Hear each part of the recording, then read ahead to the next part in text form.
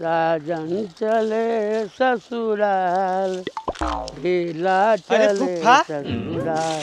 ए फूफा फूफा फूफा आ गए ना फूफा आ गए ना फूफा आ गए ना फूफा आ गए ना गोबरिया ते का रे गिरा दे काम के आ फूफा आ गई ला हां आ गई बताओ कौन सी लेके आइल बड़ा कुछ नहीं कुछ नहीं हां ते सारे इन्हें तुरंत के कर में कहे हम तोरे के यहाँ आइल नहीं हम नहीं तो सारे कुछ चोर है सारे कुछ हमारे कबो पर्स चुरा ले कबो चप्पल चुरा ले कुछ नहीं घर दे बता हां कुछ चीजें देख ले बा हां जो घर बताओ हम आती जो हां जो पानी की व्यवस्था कराओ अरे तब वो कौन सी लेके आइल बड़ा हम बता जो माई बता दीजिए हां ठीक है अबे बता के तुरंत होता है नहीं वो रुकल हम होते हैं सर हां हां रुकल हम हाँ चल हम एक दिया हाँ तो है ठीक है साला मंद बुद्धि के सर भाई माई जीजा आ गए ना जीजा आ गए ना जीजा आ गए ना माई रे जीजा आ गए ना जीजा माई हालिया का जीजा गइले हां जीजा आ गए करना जो रे चद्दर उधर बिछा ते जो छनिक मिठाई लेके आओ जा जल्दी लेके आओ हमार जीजा नहीं पापा के जीजा यानी हम फूफा बस रे जब देखा तब मुड़ी उठा के चली आवाला कुछ ले के ना ये हे हटा रहे ले जगह रख अब भेली पानी दे दिए ना हो तो चीनी ला के दे दिए छुच्छे पानी दे दिए जो काम धंधा कर चलो ठीक है जाते चला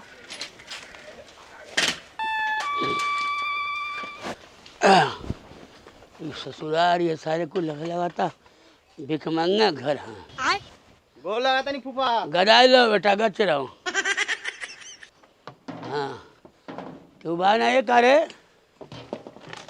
हाँ ए माई फूफा आ गए ना का करी आ गई ने पानी नहीं ले आऊ पियाऊ बाबूजी रे तो हां बाबूजी बाबूजी वो सरवा जब भी आप घर से नहीं रहला हाँ बाबूजी अभी आओ तो यहाँ कहाँ उड़ गई ना हाँ अरे रे गच रह कहो बबुला का हाल बा ठीक बा अपन बतावल जा बढ़िया बढ़िया एकदम चकाचक बा और क्या का हाल चल बा ठीक बा यही क्या तोरे क्या एक खातिर आइल नहीं काहे यहाँ चल आवे मर्दबा तो पानी पिए बिना मनी मर जाई हाँ जाओ रे ए पानी नहीं लाओ पड़वानिया चिल्लाता पानी देखो सुनते ना मर्द हाँ दिमाग खराब है जा लेके आ ए माई पानी लेके आवा फूफा पा लगी अरे गराई लो कह रे बढ़िया बा फूफा कुछ अरे लैला है हाँ कुछ लैला है तोरे माए खातिर दूसरा भतार डाल बाटे है मर्द एक खातिर तोरे क्या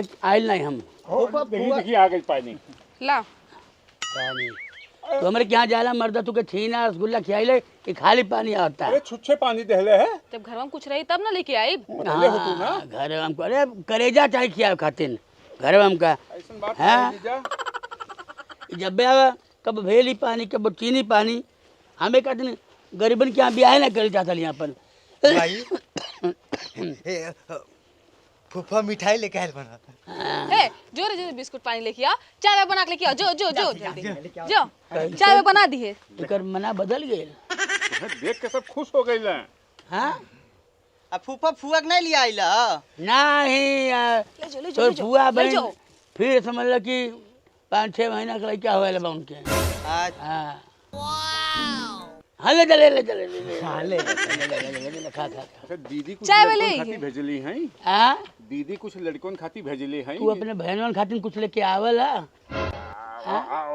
ना कहे नहीं का लेके घंटा लेके आवला मर्दे तू सिर्फ बियाज डाला ओकरे बाद आपन कपारे के मल हमारे ऊपर फेंक डाला ओकरे बाद वो ताके आइले तू घर में देखा जीजा हाँ पहले हमार बाप है हाँ तोरे के यहाँ आवा कब तो हमार पर्स चोरी हो जाए कौन लड़का चप्पल चुरा ली कब वो हमार समझ लग कि सोने के अंगूठी रहल हमें लगा तो निकल रहल हाँ तब बताओ तोरे के यहाँ आवे लग बा कब हम हाँ अब जीजा देखल जा आप हमार सम्मानित हैं अब मुँह तो बेइज्जत ना कही जाए अरे मुँह बेइज्जत नहीं हाँ चली बर बदान के क्या होता ए माई रे हाय फूफा दे वो बिस्कुट लेके आइल बना अच्छा इना तू के पानी नहीं पूछिला इना ते कहे ना खाली पानी ला के दे दे अब बतावा ई मिठाई के डिब्बा में बिस्कुट ला के देत हवा अरे तब ऐसा खाता लगल है माटी खपटा लग गए बाटी हाँ हमार जीजा बड़ा अमीर बाटे इहे अमीर बाटे शेर के खाल में भेड़िया है मार जैसे बहुत बड़ा दोगला आदमी हो तू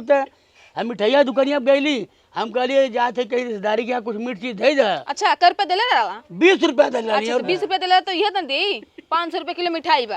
अरे तो 20 रुपए में कौन मिठाई मिली है ना मिली हाँ ए बाबू तू नन क्या ही होला ना मत करो जो तो तू हर कोने जा काम बा तू जा ना तार कौन काम बा हे एक काम करा ना जा घरे जा लेट हो जाई नहीं तो चल जा ठीक है ऐसे नहीं कहल जाला। जा क्या बताई अरे अरे नहीं जीजा, अरे तोरे क्या रहेगा नहीं बा अरे जाए दा ना चुप रहा तू। चल हम सौकरे पहुंचा दे हाँ चलो पहुंचा दे अरे जाते सारे तुमको भगा दिखा दे हाँ जाते देखा बस हमारा काम ये है कि 10 दिन बाद हमारे नतिया के मुड़न है तो तू लोग चल आए बस। बिल्कुल वैसे जीजा 5-10 साल में जल्दी आई है। अरे हम खुद नहीं आए हम थूकल नहीं चाहिए तोरे घरे। आइए जरूर। हाँ नमस्ते फूफा हाँ खुश रहो। सबका फूफा जाला कुछ दे के जाला नमस्ते फूफा आशीर्वाद ले। हाँ गोल आते नहीं फूफा खुश रहो। हाँ तो सबका फूफा जाना तो कुछ देख जाना। अच्छा आशीर्वाद है। नमस्ते फूफा खुश रहो रे। सबका फूफा आओ ना तो कुछ दे के जाना। अच्छा ठीक है खुश रहो मतलब ये आशीर्वाद बा हमार खुश रहो। फूफा हाँ आशीर्वाद बा ऐसा ससुराल फूफा गोला आते नहीं नमस्ते खुश रहो। सबका फूफा जाना कुछ दे लेके जाना फूफा नमस्ते खुश रहो रे सारे तो उनके पीछे पड़ गए बाटे। नमस्ते अच्छा गदाई लो बेटा सबका फूफा जाना तो कुछ दे के जाना। आशीर्वाद दे क्या हाँ गदाई लो गच रहो। लागत है फूफा कुछ दे के नहीं जाई। हाँ फूफा नमस्ते सबका फूफा जाना तो कुछ दे के जाना। कहाँ कुछ दे के जाना। अच्छा पैसा नहीं दे हम समझ गए टेंगन हाँ ले 20 रुपया दे दे फूफा गोल लागत नहीं फूफा फूफा हाँ चल हमार फूफा दे देना 20 रुपया 20 रुपया 20 रुपया वही में से ले लिए। मैंने 20 रुपया में से 3 मिले बाटी है अच्छा ले लो फूफा नमस्ते खुश रहो गच फूफा हाँ, नमस्ते फूफा खुश रहो। सबका फूफा जाना कुछ दे के जाना। हाँ खुश रहो। अरे फूफा अरे सारे फूफा नमस्ते खुश रहो। सबका फूफा जाना तो कुछ दे के जाना। हाँ जी आशीर्वाद। अरे फूफा अरे सारे छोड़ रहे छोड़ अरे दादा का बिल का आई फिर आई। अरे फूफा अरे बाप रे गिर जाबे सारे हम। हाँ फिर आए बाबू आ घबरा भागा सबका फूफा जाना तो कुछ देख जाना। हाँ आशीर्वाद गच रहो नमस्ते फूफा। हाँ खुश अरे हाँ खुश रहो। अरे दादा सबका फूफा जाने कुछ न देख के जाना। अरे दादा अरे फूफा अरे दादा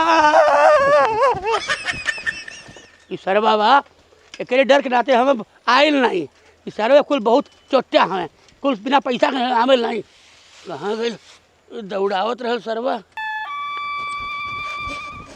अरे फूफा हमका कुछ दे के जाना था हमारे लाश पर से गुजर के जा। बस सारे तनाई कसम से बहुत बड़ा कुत्ता इंसान है बच्चा। नमस्ते फूफा खुश रहो। सबका फूफा जाना तो कुछ न कुछ दे के जाना। अरे दादा अरे फूफा अरे फूफा रो पैंट से कर देते नमस्ते फूफा खुश रहो रे। सबका फूफा जाना कुछ न कुछ दे के जाना। नमस्ते अरे रो देते कुछ देख कैसे के हटाई नहीं तो सर भाई जो ले जो जल्दी से आज पीछा छूटा। अरे बाप ऐसा लेके नहीं देख ली मुँह चमका के बोलत रहलू देखा जीजा भाग गए। बड़ा जीजा वाला भइल बाटा कुछ लेके आवला। माई बाबूजी फूफा हमके 20 रुपया देना। 20 रुपया देना। 20 रुपया? हाँ 20 रुपया। अरे बाप जीजक रात भर नींद नहीं आई। हाँ नींद नहीं आई 20 रुपया दे देना। अल्लाह पा दिया बोय ठीक है एक ही जान दिला का भइल बा पगला गइल बा फूफा एक रुपया ना देना। हम 20 रुपया देला। चुप अरे कुछ बोलबे। फूफा हमका 500 रुपया देला। बाप ओ बाप फूफा बहुत बड़ा हरामी बा। बहुत बड़ा तो गला हो। चुप चुप दोगला कहबो मारो में बसीर फाटी जे तुरंत कते खुलवा दे आवे दो के आई न तो मारब एक लात सीधा हो फुफुआ मार ए फुफा हमके घरे नहीं आवे देख बा ए फुफा हमके बहुत जान से बहुत ज्यादा जाने न हमरा के अरे चुप रह रे, वो एक नंबर के कंजूस बाटे, वो गलती से दे देले होई 500 रुपया दी ना का हार्ट अटैक आज उमर जाए लागे। बाप रे गटाई सूख गए, कुछ खा पी ली तब चली हम घरे।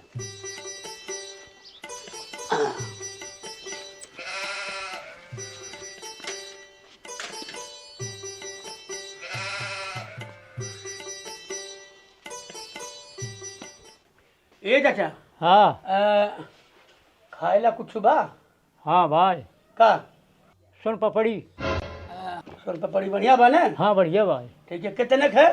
200 के 200 के? हाँ 200 के 20 रुपया तो के दहली, 20 रुपया के दहली, 500। हाँ अरे काट तो जा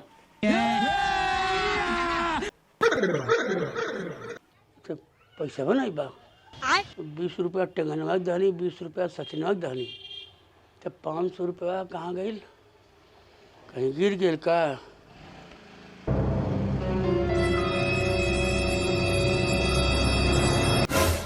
अरे हम तो थैलिया से निकाल के 500 रुपया बिना देखे रहे गोबरिया दे धली। अरे बाप रे बाप, हमारे पास 1 रुपया रही।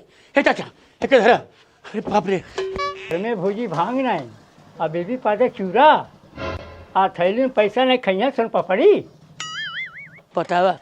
अरे बाप, अरे सरवा हमार 500 रुपया चल गए। अरे बाप रे बाप, हे गोबरिया, गोबरिया रे। अरे बाप रे, अरे बाप रे बाप, हमार 500 रुपया। 500 फुफा 500 फुफा 500 फुफा हमार जान से प्यार। अरे सारे हैं? अरे 500 रुपया हम तो गलती से दे लेनी। सारे तो बताइबो ना कि 500 रुपया हमारे ले। लटखोर फुफा। अरे लटखोर नहीं सर, हमें लगे 1 रुपया रहल नहीं, हम 20 रुपया दहली, ये 500 रुपया लेके बतौबे ना केले।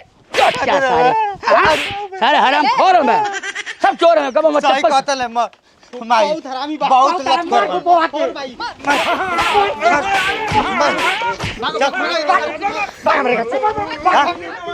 आज के बाद हमारे घर रहिए मत।